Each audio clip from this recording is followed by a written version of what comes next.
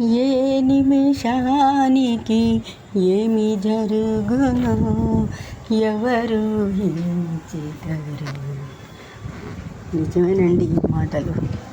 ఏ కవి రాశారో కానీ నాకు మాత్రం పెద్దగా తెలియదు. ఎందుకు అనాల్సి వస్తుందంటే, నేను 6వ తేదీ ఒక షాక్ న్యూస్ విన్నానండి. ఎవరి గురించి అంటే, మన అనంత కృష్ణ స్వామి ఉన్నారు కదా, గురువుగారు, మన మణిమంత్ర గురువుగారు, ఆయన గురించి విన్నానండి.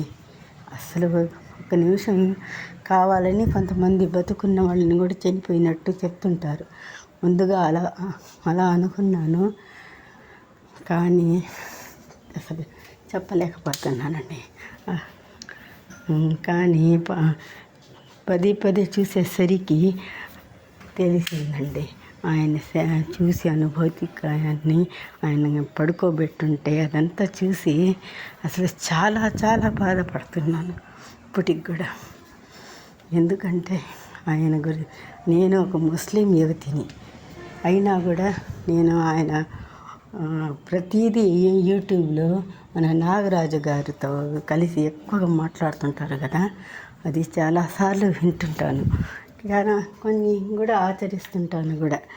అలాంటిది ఎంత మంచిగా మాట్లాడతారు, ఎప్పుడు నవ్వుతూనే ఉంటారు.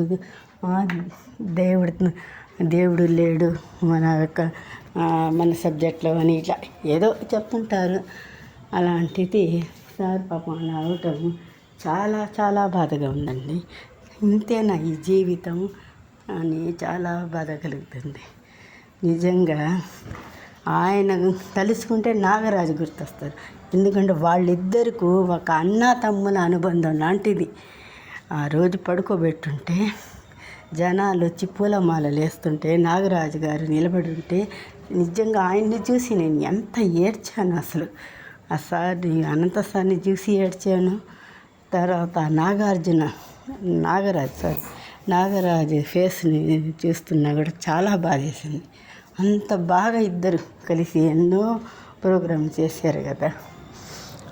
అందుకని ఏందండి చిన్న వయసు ఎంత హెల్తీగా ఉంటారు. కాకపోతే ఈ పాండురంగ, ఆయన వేరే నాకు సరిగా రాదు, ఆయన ఉన్నారు చూడండి, ఆయన చెప్పారు ఆయన కొంచెం లావు అయిపోయినారు, బీపీ షుగర్ ఉన్నట్టుంది పాప అని చెప్పి ఆయన చాలా బాధపడ్డారు.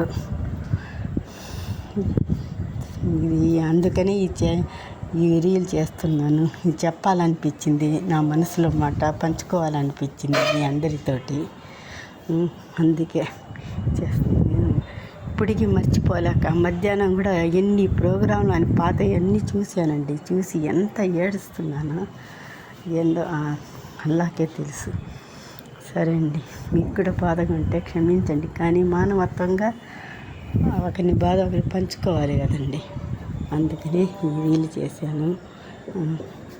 ఏమన్నా తప్పులుగా మాట్లాడితే క్షమించండి.